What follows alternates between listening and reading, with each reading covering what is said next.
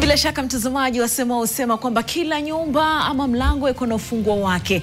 Ufunguo wangu mimi ninao ndani ya NTV Mashinani, tukipiga darubini katika ramani ya taifa, na hii leo mtazamaji wangu tunaelekeza macho katika kaunti yetu ya Kakamega, ambapo mtazamaji kumeripotiwa kuwa na visa vingi vya wizi wa nyaya za stima. Na katika mitandao yetu ya kijamii tumekuuliza swali, je, serikali itawadhibu vipi hawa walaghai wa stima?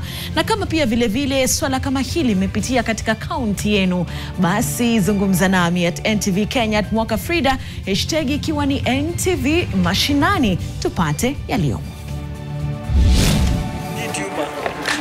Kijiji cha Kamirithu chaomboleza kifo cha mwandishi nguli wa fasihi Ngugi wa Thiong'o. Wakazi wasema wamehuzunika mno. Mamia ya watu wasalia gizani viungani mwa mji wa Kakamega baada ya Kenya Power kuwakatia umeme. Wajanja walikuwa wameunganishia stima. Wafugaji wa Kisagei katika kaunti ya Laikipia wanalalamika kunyima eneo la malisho ya mifugo yao. Wanailaumu KWS kwa hilo.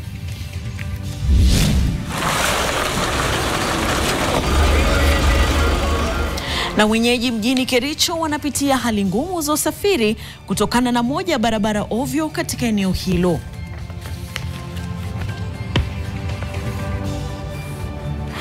Na mtazamaji pia vile vile tuangazie mazito ambayo tunatarajia kuyaona katika taarifa kuu za kitaifa.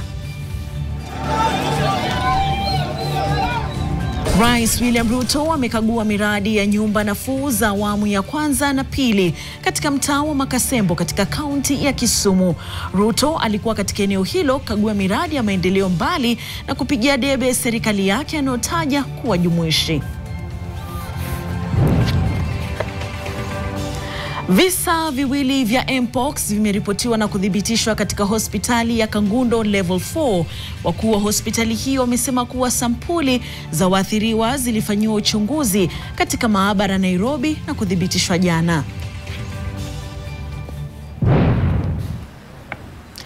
Na katika taarifa nyingine, waziri wa utumishi wa umma na miradi maalum Geoffrey Ruku amewataka maafisa wakuu katika shirika la huduma ya vijana kwa taifa NYS kuwajibika na kulinda rasilimali za taasisi hiyo.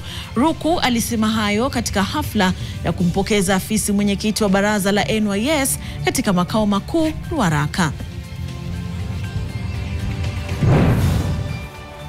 Na katika taarifa ya kusikitisha, mama mmoja huko Voi katika kaunti ya Taita Taveta yumo katika majonzi baada ya mwanawe mchanga kuchukuliwa na mtu aliyejidai kuwa alikuwa anamsaidia. Luciana Engwa alikuwa amepeleka mwanawe katika hospitali ya rufaa kwa matibabu.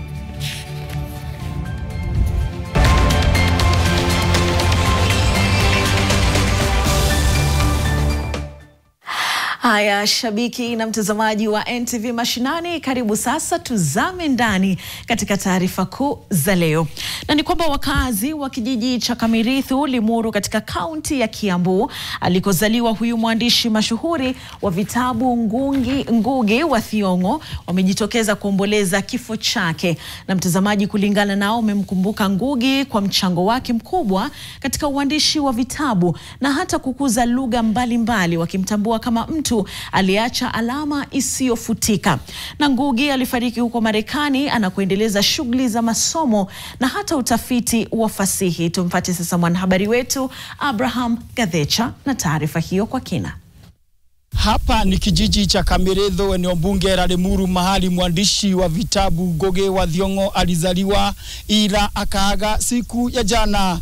Tuzungumze na baadhi ya wakazi pamoja na familia, tueleze wanamuomboleza vipi. Nakumbuka Ngugi wa Thiong'o aliandika hiyo kitabu akiwa na Ngugi wa Milie. Wakatuletea kwa Kamirithu Community Hall. Ilikuwa imejengwa wakati huo na matope.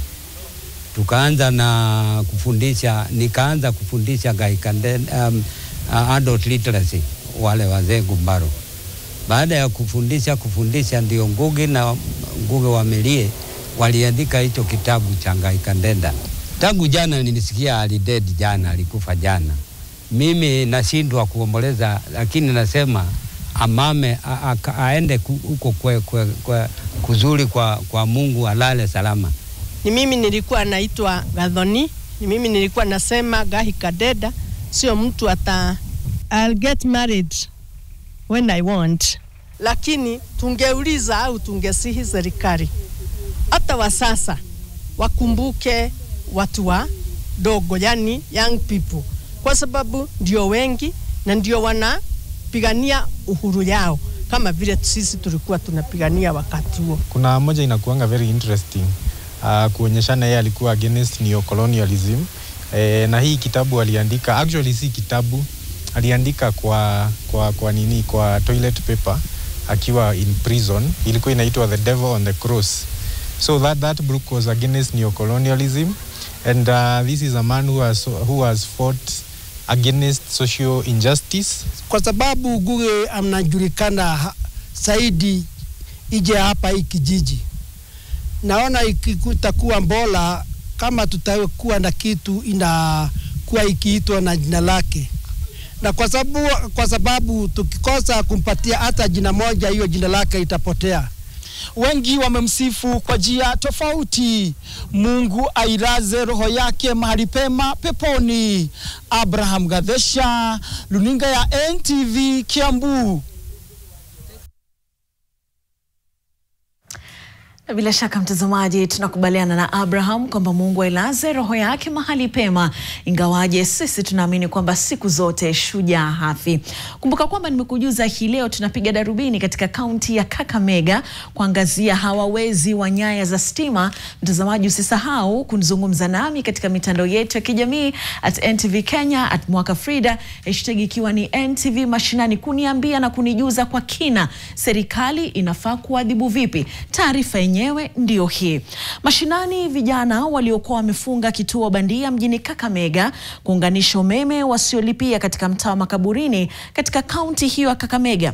Basi maafisa wa kampuni ya kusambaza umeme nchini Kenya Power mjini Kakamega wamewakatia umeme zaidi wakazi 2,000 katika eneo hilo. Hii ni baada ya kugundua kuwa waliunganisha kinyume cha sheria, na wakazi sasa wanaitaka asasi husika kuwakamata washukiwa.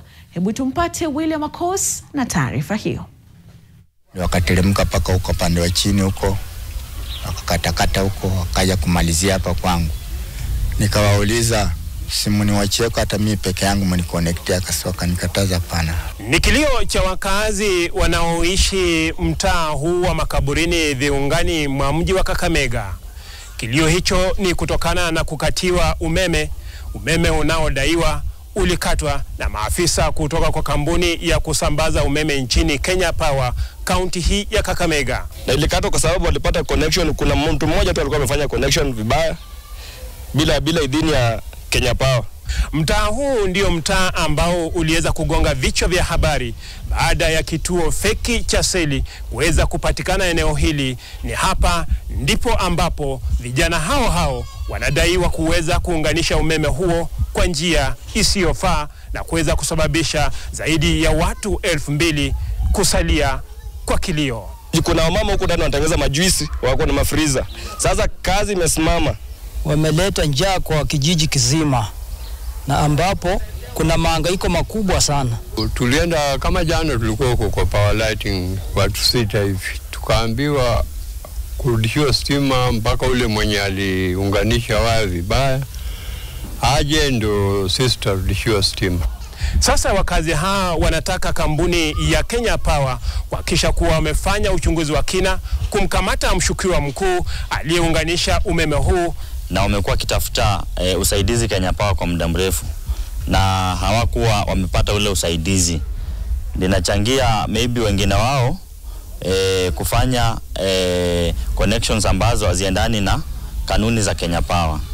Na mtembee muone mahali penye watu wanatumia stima bure, mutoe. Sisi wenye tumekubali kulipa stima, sisi wenye tunalipa, tuendelee kulipa stima. William Akos, NTV Mashinani, nikiwa katika mtaa wa Makaburini viungani mwa mji wa Kakamega, kaunti ya Kakamega. Siku za mwezi ni 40 watapatikana tu. Asante sana William Akos kwa taarifa hiyo. Mtazamaji wangu, nachukua mapumziko mafupi, narudi tena na mengi zaidi katika meza yetu ya NTV Mashinani kama haya.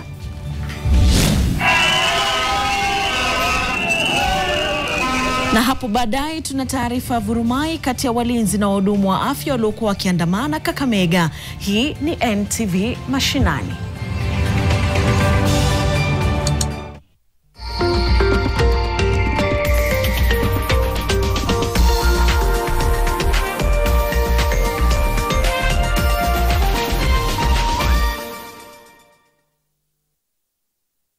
Want to know the biggest story of the week? Do not worry. The Weekly Review got you covered. For in-depth analysis of politics, business, governance, as well as social issues, the Weekly Review covers it all. For well-researched, exclusive and investigative content, read the Weekly Review every Sunday in the Sunday Nation.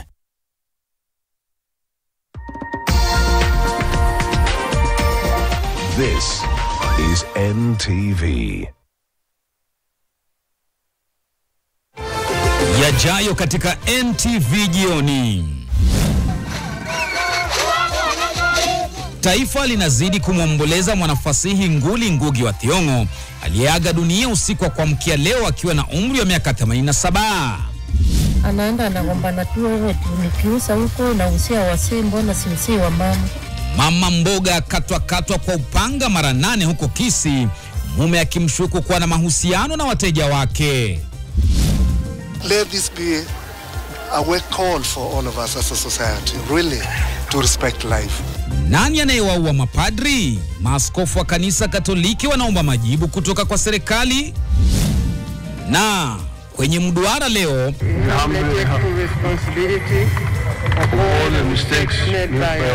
tunautia wanaharakati kwenye mizani. Je, wanaharakati wanavuka mipaka katika harakati zao?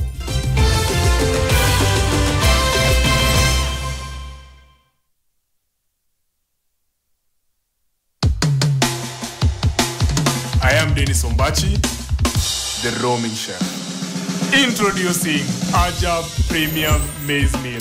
Premium whiteness, done. Premium aroma, done. Premium softness, done. Bei nafuu, done. Ingia ligi ya kipekee na Ajab Premium Maize Meal.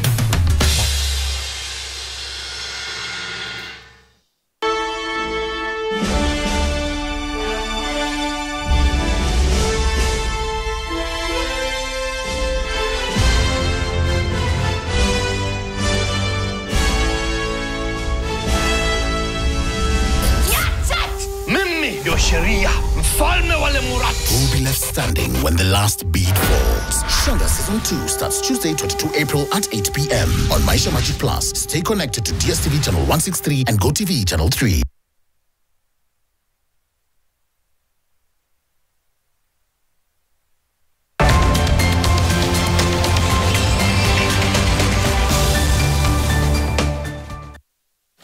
Haya, baada ya mapumziko mafupi, karibu jamani mtazamaji, tuendelee na taarifa zetu, ambapo mzozo mkali unatokota kati ya wakazi wa eneo la Kisargei katika kaunti ya Laikipia na shirika la huduma kwa wanyamapori KWS. Hii ni kuhusu matumizi ya ardhi ya malisho katika shamba la Ellandown, na wakazi hao wanasema kuwa KWS imewazuia kutumia eneo hilo muhimu kwa malisho, wakidai kuwa ni sehemu ya hifadhi ya wanyamapori. Mwanahabari wetu Geoffrey Ondieki anatuarifu mengi kutoka Laikipia. Mzozo mkali umeibuka kati ya shirika la huduma za wanyamapori nchini KWS na wakazi wa kijiji cha Kisargei katika kaunti ya Laikipia kufuatia mvutano unaohusu haki ya matumizi ya ardhi ya malisho katika ranchi ya Ellandown. Wakazi hawa wa Kisargei wanaituhumu KWS kwa kile wanachokiita ukandamizaji na kunyimwa haki yao ya kutumia shamba hilo lenye ukubwa wa ekari 17,000 kwa ajili ya kulisha mifugo wao. Yani ni biashara wanafanya. Unapata kama the last 3 days wameshika ng'ombe mara 3, na ile pesa ambayo tumetoa 50,000 in 3 days. Aya, juzi tena last week pia walishika ng'ombe 10 zikapotea. Ng'ombe 3 ikakuliwa na fisi, ng'ombe mbili wakaeka jeraha, na sasa bado tunatafuta ng'ombe zingine, hata hatujizi kwa wapi, maybe zimepotelea tu hapo ndani ya msituni. Sasa tunauliza KWS, kazi ya KWS ni kuchunga wanyamapori ama ni kushika ng'ombe yetu kama jamii ya Wasamburu na Maasai ambao tunaishi hapa? Kwa mujibu wa wenyeji, shamba hilo la Eland Down limekuwa likitumiwa kwa miaka mingi na jamii hiyo kwa malisho, hususan wakati wa vipindi vya ukame, lakini sasa KWS inawazuia ikidai kuwa ni sehemu ya eneo linalolindwa kwa ajili ya uhifadhi wa wanyamapori. Sijui serikali iko wapi? Sijui sisi ni watu wa aina gani? Hata tunasikia tu tuko na mabunge, tuko na president, na hakuna kitu anatusaidia. Tunataka kuambia Ruto, sisi tuko hapa kufanya nini? Bwana Ruto hakuna Kenya anaongea juu yetu. Tunaumia sana na hii mali. Ndio tunasoma naye watoto wetu. Na hii mali ndio inafanya kila kazi mpaka chakula ya watoto wetu. Lakini tunalilia serikali yetu kwa sababu tumeishi na mashida na tunalia kila siku. Hiyo WWF ametuweka kama wanyama. Na tunasikia kwa Kenya WWF wanaangalia manyama. Wameruka hiyo kasi yao, sasa sisi ndio tumekuwa wanyama kwa Kisargei. Juhudi za NTV kupata maelezo kutoka kwa KWS kuhusu madai hayo zilishindikana baada ya msimamizi wa kituo hicho cha KWS cha Eland Down, Bonaya Muta, kukataa kuzungumza kuhusu swala hilo. Kuna wamama hata wametolewa ndani ya manyumba na imelala siku 4. Hiyo mama alipelekwa na nyuki na akafungwa mwezi 3. Mimi mwenyewe nilifungwa mwezi 5 na siku 30. Na juu ya nyasi tu. Huku wakazi hawa wakililia haki zao za malisho, wanamtaka Rais William Ruto kuingilia kati na kutatua mgogoro huu unaotokota. Geoffrey Ondieki, NTV. Asante sana mwanahabari wetu Geoffrey Ondieki huyo kutoka Laikipia. Mtazamaji, turudi tena katika kaunti ya Kakamega ambapo mapambano makali kati ya polisi na hata madaktari yalishuhudiwa nje ya hospitali ya rufaa ya Kakamega katika mgomo wa madaktari unaoingia mwezi wa pili. Na mgomo huo ukiongozwa na viongozi wa chama cha madaktari KMPDU umesitisha shughuli zote za matibabu katika hospitali hiyo, huku madaktari hao wakitishia kutorudi kazini iwapo matakwa yao ikiwemo kulipwa mishahara hayatatimizwa.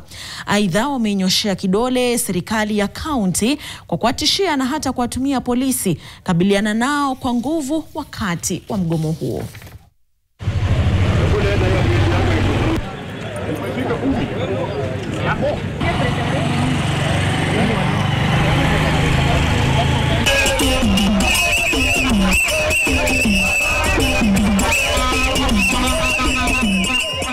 We have been on strike for almost a month plus, and nobody has bothered to engage us in any conversation.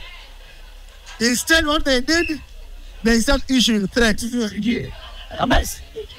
Those threats won't work with us. They have been giving all manners of propaganda that the hospital is operational, but you can clearly see this place is dead. We are here agitating that doctors must be provided with what they are seeking for in their strike notice. No doctor is on strike because they want. The people who are on strike here is the county government of Kakamega. And what we are saying is we want the county government of Kakamega to do what is rightfully owed to the doctors of Kakamega County.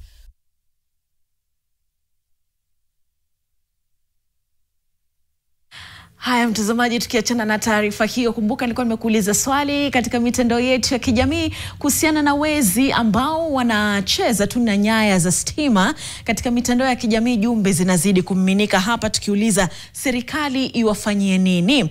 Namuona hapa Prince anasema Liam Kundradhi anasema wachapwe viboko tu, Frida ndio watatia adabu.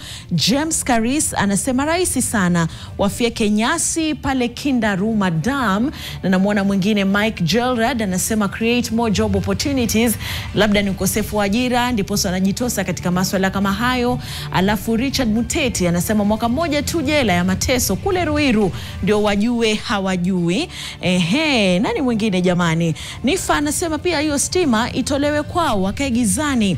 Alafu Regan anasema tatizo si wao, tatizo ni serikali.